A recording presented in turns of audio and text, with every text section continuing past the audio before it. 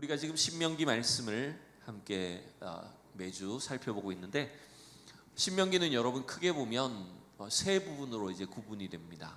그래서 그 세 부분은 이제 가나안 땅을 눈앞에 두고 있는 이스라엘 백성들에게 모세가 설교했던 세 편의 설교라고 보시면 돼요. 그런데 그 내용은 각각 과거와 현재와 미래에 대한 내용들을 다루고 있다라고 생각하시면 됩니다.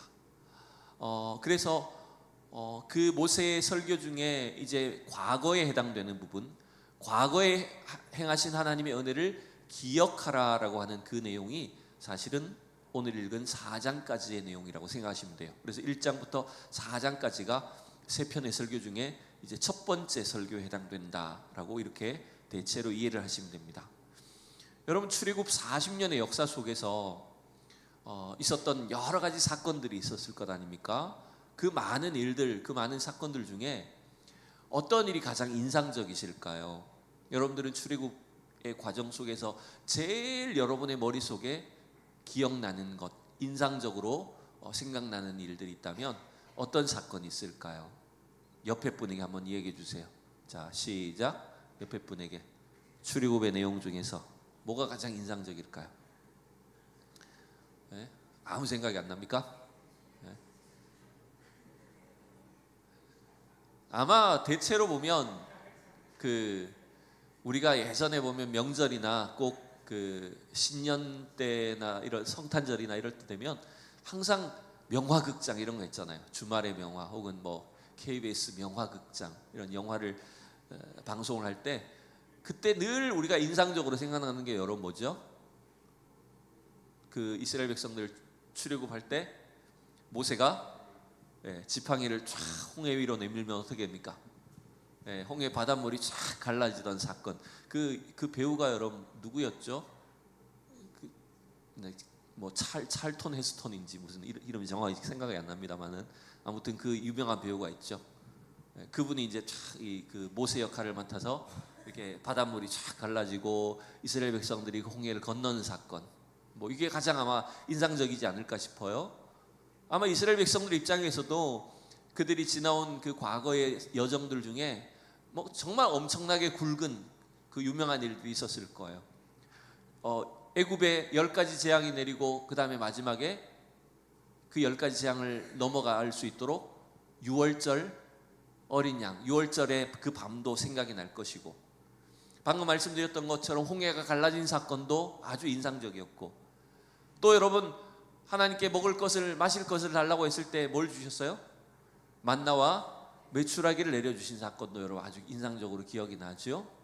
그 다음에 뭐 모세가 불뱀에 불려서 사람들이 죽어갈 때 모세가 놋뱀을 만들어 달았을 때 치유되는 사건도 있고, 또 12정탐꾼이 가나안 땅에 정탐을 하고 왔다가 또 그들이 불평함으로 인해서 큰 어려움을 겪는 가데스 바네아 사건도 기억날 것이고, 이렇게 많은 어떤 그 출애굽의 사건들이 있었을 텐데, 특별히 여러분 신명기에서 오늘 신명기 4장 말씀에서 모세가 이스라엘 백성들에게 가장 중요하게 보이는, 어쩌면 모세의 기준에서 가장 기억해야 될 사건이 있다면 이것이다 라고 말씀하시는 것이 있어요. 그게 뭔지 우리 한번 살펴볼까요? 4장 13절과 14절 두 절을 읽어봅시다. 시작. 여호와께서 그의 언약을 너희에게 반포하시고 너희에게 지키라 명령하셨으니 곧 십계명이며 두 돌판에 친히 쓰신 것이라. 그때에 여호와께서 내게 명령하사 너희에게 규례와 법도를 교훈하게 하셨으니 이는 너희가 거기로 건너가 받을 땅에서 행하게 하려 하심이니라. 아멘. 여러분, 모세가 강조하는, 또 모세가 기억하는 가장 중요한 사건은 뭐에 대한 겁니까? 시내산에서 뭘 받은 거예요? 그렇죠. 하나님으로부터 직접 십계명과 율법들을 받은 사건을, 그걸 지금 모세는 강조하고 있습니다. 그래서 신명기서 전체에서 보면 계속해서 그 율법을 설명해주고 강조하고 있는 것을 우리가 볼 수가 있게 돼요. 왜 그러냐면 지금 14절에 나온 것처럼 단지 어떤 구원의 사건을 기억하는 것만이 중요한 게 아니라 그 십계명을, 계명을 앞으로 이스라엘 백성들이 가나안 땅에 들어와서 어떻게 해야 된다고요? 지키도록 함이라는 거죠. 그 땅에서 하나님을 섬기고 하나님 말씀대로 가는 땅에 살아야 될 백성들의 책임이 주어져 있기 때문에, 그래서 십계명인과 또 율법을 주신 것을 강조하고 있는 걸 여러분 볼 수가 있습니다. 특별히 여러분 모세는 그 십계명과 율법들 중에서 가장 강조하는 게 이제 오늘 4장에 나오는 내용이에요. 뭘 강조할까요? 많은 계명들 중에, 많은 율법들 중에 모세가 지금 가장 강력하게 주장하는 것이 뭘까요? 그것은 바로 우상을 만들지 말라는 겁니다. 자, 15절 16절을 다시 읽읍시다. 시작. 여호와께서 호렙산 불길 중에서 너희에게 말씀하시던 날에 너희가 어떤 형상도 보지 못하였은즉 너희는 깊이 삼가라. 그리하여 스스로 부패하여 자기를 위해 어떤 형상대로든지 우상을 새겨 만들지 말라. 남자의 형상이든지 여자의 형상이든지. 자, 모세는 지금 그 많은 계명과 율법들 중에서 가장 한 가지 꼽으라면, 강조한다면 뭘 언급하고 있습니까? 뭘 하지 말라고요? 우상을 만들지 말라. 우상을 섬기지 말라. 그 부분을 지금 모세는 강조하고 있어요. 사실 신명기 5장으로 넘어가면 다시 십계명을 언급합니다. 십계명을 다시 한번 쭉 설명을 해줍니다. 그런데 그 많은 계명들 중에, 율법들 중에서도 모세가 가장 강조하는 것은 바로 이 우상에 대한 부분입니다. 특별히 여러분 오늘 이 본문을 잘 보면, 15절을 잘 보면 하나님이 율법을 주실 때에, 계명을 주실 때에 좀 편안하고 이렇게 좀 예배 시간처럼 따뜻한 분위기 속에서 하나님이 부드러운 말씀으로 나 여호와 이에는 다른 신들을 섬기지 말라, 뭐 이렇게 좀 부드럽게 하시지 않고, 하나님 어떻게 말씀하셨어요?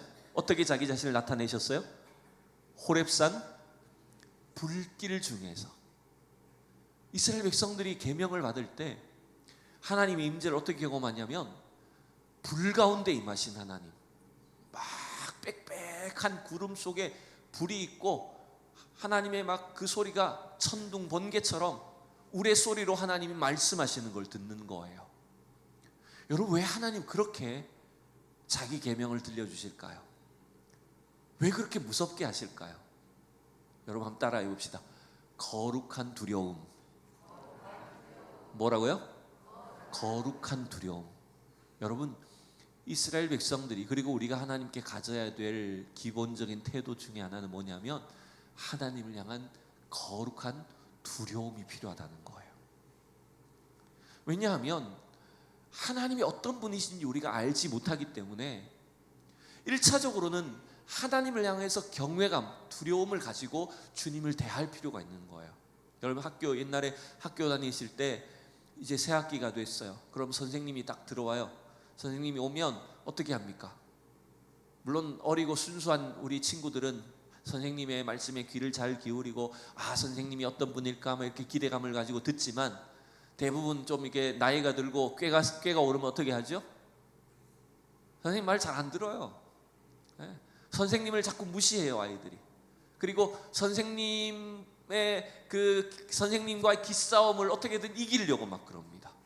그럼 선생님이 처음에는 좋게 이렇게 부드럽게 대하다가, 물론 요즘엔 그런 선생님 없습니다. 요즘엔 그런 선생님 있으면 또 큰일 나겠죠. 근데 부드럽게 하다가도 안 되겠다 싶으면 어떻게 할까요? 선생님이 어떻게 할까요? 네? 선생님이 강하게 학생들을 야단을 치겠죠. 인상을 쓰겠죠. 혼을 내고 때리진 않더라도 선생님이 엄한 모습을 보여주겠죠. 왜 그게 필요합니까? 왜냐하면 선생님이 누군지를 아직 알지 못하지만 선생님이 우리에게 주시고자 하는 것이 진짜 무엇인지를 경험하려면 그분에 대한 일단 거룩한 두려움, 경외감이 있어야 된다는 거예요. 이스라엘 백성들도 마찬가지입니다. 율법과 언약을 통해서 하나님이 우리에게 주시고자 하는 신실한 사랑이 무엇인지, 진짜 하나님의 의도가 무엇인지를 모른 채 그냥 대충 하나님을 생각한다면, 하나님의 말씀을 집중하지 않게 된다면 그들은 하나님의 진의를, 하나님의 뜻을 전혀 알지 못하게 되는 겁니다. 그래서 하나님을 체험할 때, 하나님의 말씀을 들을 때 이스라엘 백성들에게 거룩한 경외감, 두려움이 필요했다는 것입니다. 근데 여러분 오늘 15절을 다시 보면 이렇게 되어 있죠. 여호와께서 호렙산 불길 중에서 너희에게 말씀하시던 날에 너희가 어떤 형상도 보지 못하였은즉 너희는 깊이 삼가라. 여러분, 삼가는 게 뭘까요? 삼가다. 제가 이거 막 이 단어를 국어사전에서 막 찾아봤어요.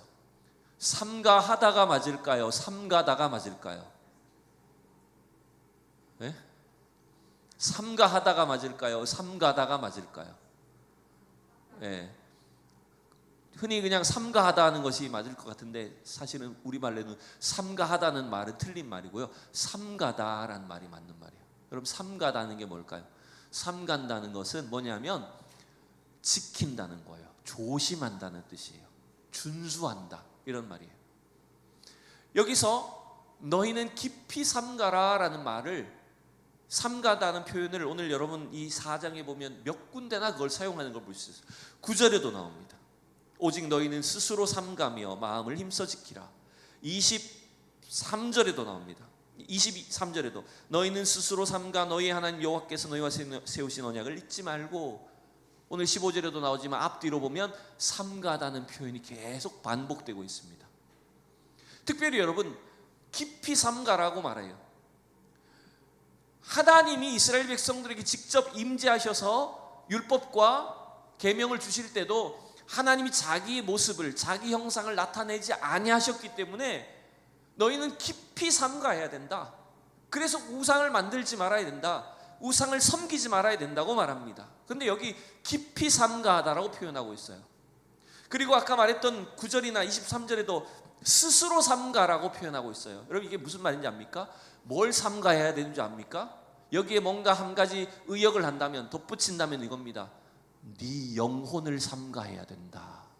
너의 본성을 삼가해야 된다. 이런 말입니다. 그게 무슨 말일까요? 왜 우리 영혼을 삼가해야 될까요? 왜 우리 본성을 삼가해야 될까요? 왜냐하면 인간의 영혼은, 인간의 본성은 눈에 보이지 않는 하나님을 섬기려 하기보다 뭘 자꾸 찾을까요? 본성적으로 뭘 찾을까요?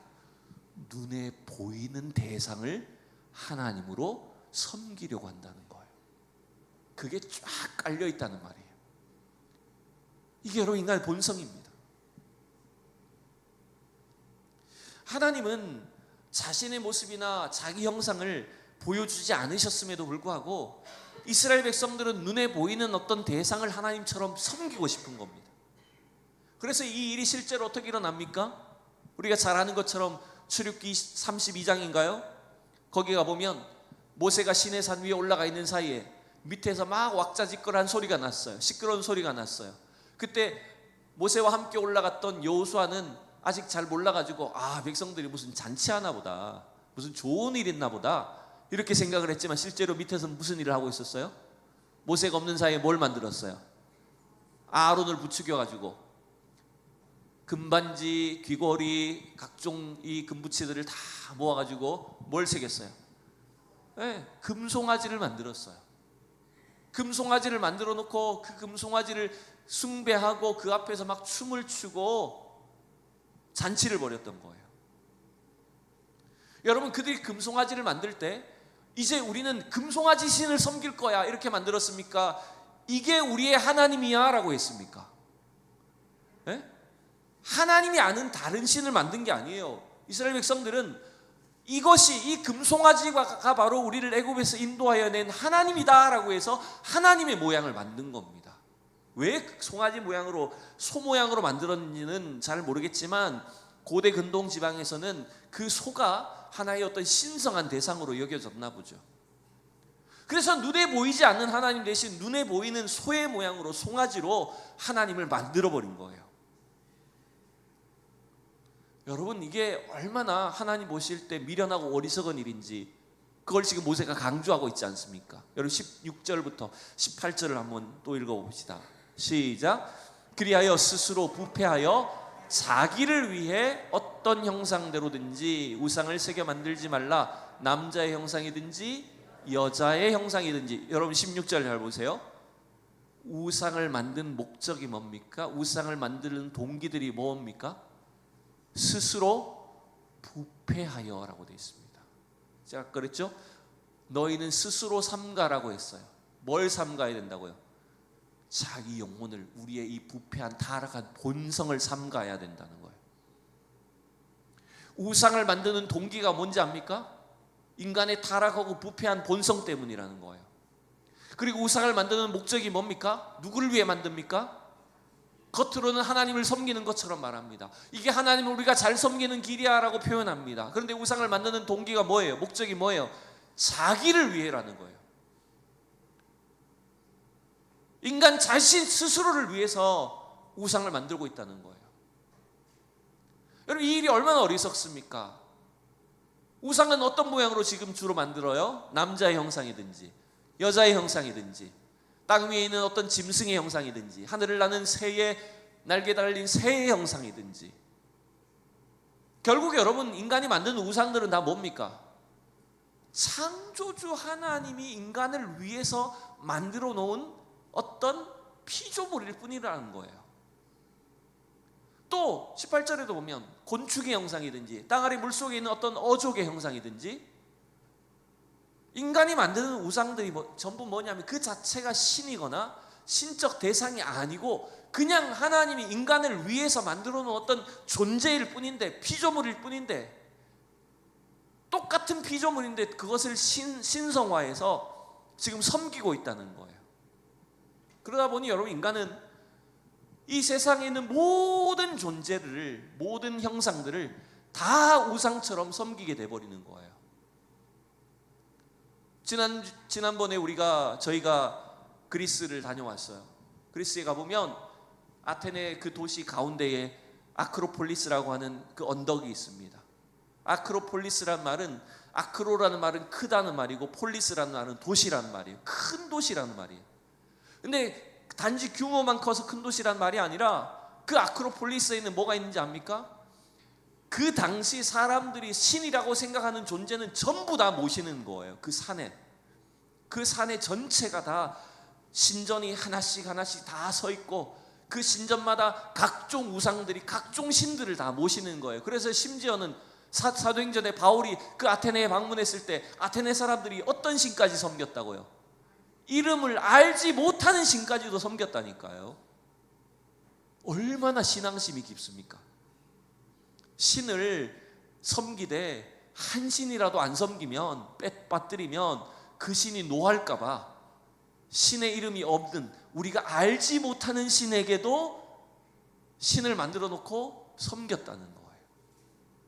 여러분, 솔직히 여기 우리 어른들이 계시지만 예전에 우리 어른들이 어릴 때, 젊을 때, 특별히 우리가 하나님을 잘 모를 때는 여러분 어떤 신들을 섬기셨습니까? 옛날에 시골의 어른들이 어떤 신들을 섬겼죠? 뭐 꼭 부처님만 섬겼습니까?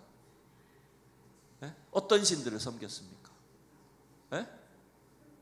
물 떠놓고, 아침 되면 물 떠놓고 거기다 빌고, 하늘에 있는 해나 달도 섬기고, 동네에 큰 나무가 있으면 그 나무도 섬기고, 바다에 사는 사람들은 용왕님들을 섬기고, 용왕님을 섬기고, 뭐 각종 눈에 보이는 대상이 다 신이 되지 않았습니까? 돌도 나무도 어떤 산 자체도 신이고, 눈에 보이지 않는 뭐 귀신들도 다 섬기지 않았습니까? 왜냐하면 인간의 본성이라니까요. 그게 무슨 수천 년 전에 외국이나 또 뭐 동양이나 서양이나 할 것 없이 전 세계가 다 그런 인간의 기본적인 본성을 가지고 있다는 거예요. 그러니 여러분, 하나님이 아닌 대상을 하나님처럼 섬기거나 혹은 하나님이 만드신 피조물에 불과한 것을 마치 그것이 어떤 신성한 힘과 능력이 있는 것처럼 섬기는 일이 하나님이 보실 때 얼마나 어리석은 일이냐는 거죠. 여러분, 인간이 하나님을 제대로 알지 못하면, 하나님을 제대로 된 신앙으로 하나님을 섬기지 못하면 반드시 여러분 이러한 우상 숭배에 빠지게 되어 있다는 걸 여러분 기억하셔야 돼요. 어떤 주일학교 선생님이 학생들한테 숙제를 냈습니다. 우리 친구들 다음 주까지 큰 도화지에다가 하나님의 얼굴을 그려오세요. 이게 숙제였어요. 주일학교 아이들한테 하나님의 얼굴을 그려오세요. 하나님 얼굴을 어떻게 그리죠, 여러분? 아이들이 숙제를 해봤는데 어떤 친구는 하나님의 얼굴을 아주 인자한 할아버지처럼 이렇게 수염난 할아버지처럼 그려오고, 어떤 친구는 하나님의 얼굴을 로봇 태권브이로 그려온 거예요. 그 아이의 생각에는 하나님이 어떤 존재입니까? 로봇 태권브이 같은 분이라는 거죠. 근데 여러분, 하나님이 그걸 못하게 하세요, 사실은. 왜냐하면 그러한 어리석은 우상 숭배가 미련한 멸망의 길로 가는 것을 하나님은 알고 계시기 때문이라는 거예요. 여러분이 잘 아시다시피 교단에 따라 다르긴 하지만 우리 대한예수교 장로회 합동측 교회 안에는, 예배당 안에는 원래 원칙상 십자가가 있을까요, 없을까요? 십자가가 있을까요, 없을까요? 물론 이런 물건 속에 십자가가 새겨져 있는 경우도 있지만 십자가를 만들어서 걸거나 세우지 못하도록 했죠, 법적으로. 왜 그랬을까요? 왜냐하면 예수님의 십자가조차 그 물건이 하나의 우상시 될 수 있을까 봐. 그래서 그걸 못 만들게 한 거예요. 그래서 여러분, 기독교 신앙은 전통적으로 하나님의 얼굴이나 예수님의 형상이나 어떤 상징적인 물건들조차 이것이 무슨 신성한 숭배의 대상이 되지 못하도록 아주 조심해 왔다는 거예요.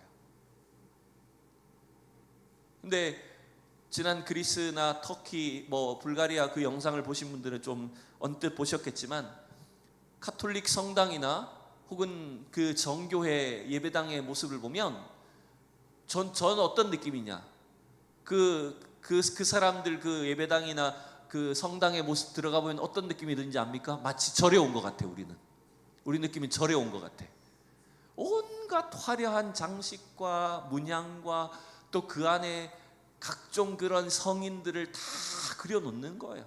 마리아부터 비롯해서 온갖 성인들을 다 그려놓고 하나의 신성한 존재로 섬기고 있는 거예요.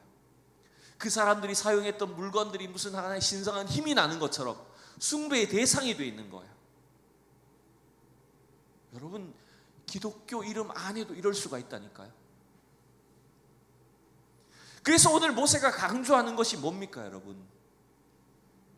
이제 우리 말씀을 이제 하나 더 살펴보죠. 20절부터 다 같이 시작. 여호와께서 너희를 택하시고 너희를 쇠풀무불 곧 애굽에서 인도하여 내사 자기 기업의 백성을 삼으신 것이 오늘과 같아도, 자 21절, 여호와께서 너희로 말미암아 내게 진노하사 내게 요단을 건너지 못하며 내 하나님 여호와께서 내게 기업으로 주신 그 아름다운 땅에 들어가지 못하게 하리라고 맹세하셨은즉. 여러분, 이게 모세가 뭔 얘기를 하는 걸까요? 하나님이 그 엄청난 구원의 역사로 이스라엘 백성들을 인도해 내셔서 가나안 땅으로 약속하셨지만, 지금 가나안 땅 문 앞에 도착해 있지만 이러한 엄청난 우상 숭배의 죄악이 어떤 결과를 맞이할 수도 있다는 겁니까? 심지어 지도자 자신 모세 자신도 가나안 땅에 들어가지 못하는, 그렇다고 해서 구원을 못 받는다는 건 아닙니다. 가나안 땅에 들어가지 못하게 되는 그런 비참한 어떤 결과를 낳지 않았느냐는 거예요. 그렇다고 모세가 지금 백성들을 비방하고 있는 건 아닙니다. 마저 읽어봅시다. 시작. 나는 이 땅에서 죽고 요단을 건너지 못하려니와 너희는 건너가서 그 아름다운 땅을 얻으리니 너희는 스스로 삼가 너희 하나님 여호와께서 너희와 세우신 언약을 잊지 말고 내 하나님 여호와께서 금하신 어떤 형상의 우상도 조각하지 말라. 아멘. 여러분, 어쩌면 모세는 이스라엘 백성들의 불순종과 또 그들의 죄악 때문에 지도자 모세가 책임을 진 거예요. 이스라엘 백성들의 죄로 인해서 지도자가 못 들어가게 된 거예요. 모세가 책임을 진 겁니다. 여러분, 이게 우리의 죄의 문제라는 거예요. 근데 여러분, 그 지도자, 구원자 역할을 하는 모세는 결국 누구를 생각나게 하냐면 우리의 이러한 죄에도 불구하고 이 땅에 오셔서 자기가 자신의 십자가로 우리의 모든 죄를 감당하시고 책임져 주신 예수 그리스도의 구속을, 희생을 생각나게 하는 겁니다. 근데 여러분, 가만히 보세요. 그 구원자 예수 그리스도를 우리가 섬길 때 그 예수님의 어떤 그림을 섬깁니까? 예수님이 구원자라고 해서 예수님이 어떤 사용하셨던 물건을 신성시하며 섬깁니까? 주님 그러지 못하게 하셨어요. 모세도 마찬가지 아닙니까? 이스라엘 백성들을 위해서 자기 온몸을 내어주고 희생했던 구원자의 역할을 했던 모세를 이스라엘 백성들이 숭배하지 못하도록 하기 위해서 어떻게 하셨습니까? 하나님은 그의 시체도 못 찾게 하셨어요. 무덤도 만들지 못하게 하셨어요. 왜? 모세를 숭배할까 봐. 모세 자신조차도 또 다른 우상 숭배의 대상이 될 수 있다는 거죠. 하나님은 그래서 철저히 하나님 외에 어떤 형상이나 사람이나 물건이나 어떤 피조물도 우리가 하나님을 대신하여 혹은 하나님처럼 섬기는 것들을 철저하게 금지하셨다는 거예요. 여러분, 이 신앙을 우리가 잘 견지하는 것이 너무나 중요한 일이라는 겁니다. 이스라엘 백성들이 약속의 땅에 들어가서 지켜야 될 어쩌면 첫 번째 기준점, 그 일이 바로 뭐냐면 우상 숭배를 피하라는 거예요. 우상 숭배에 빠지지 말라는 거예요. 여러분, 우상은 다른 게 아니죠. 결국 우상은 내가 하나님보다 더 사랑하는 것, 하나님보다 더 의지하는 것, 여러분 이게 다 우리의 우상이 되어버리는 겁니다. 심지어는 우리가 가장 사랑하는 자식들이나 사람조차도, 내가 지금 당장 의지하는 돈이나 물질이나 재산보다도 조차도 여러분 이게 하나님보다 더 우리가 사랑하는 대상이 된다면 우리의 우상이 된다는 걸 여러분 잊지 마셔야 된다는 겁니다. 여러분 왜 그래야 될까요? 자, 이제 마지막으로 모세는 왜 우리가 이런 우상 숭배에 빠지지 말아야 될지를 24절에서 이렇게 설명해 주고 있죠. 다 같이 말씀 읽습니다. 시작. 내 하나님 여호와는 소멸하는 불이시요 질투하시는 하나님이시니라. 아멘. 하나님 어떤 분이라고요? 네, 소멸하는 분이시고 질투하시는 하나님이래요. 여러분, 질투한다는 말은 좀 굉장히 인간적인 느낌이잖아요. 그죠? 사랑과 전쟁 이런 드라마에 나오는 이야기 아닙니까? 막 질투하고 남녀 사이에 있는 이야기. 근데 여러분, 왜 하나님 자기를 질투하시는 하나님이라고 할까요?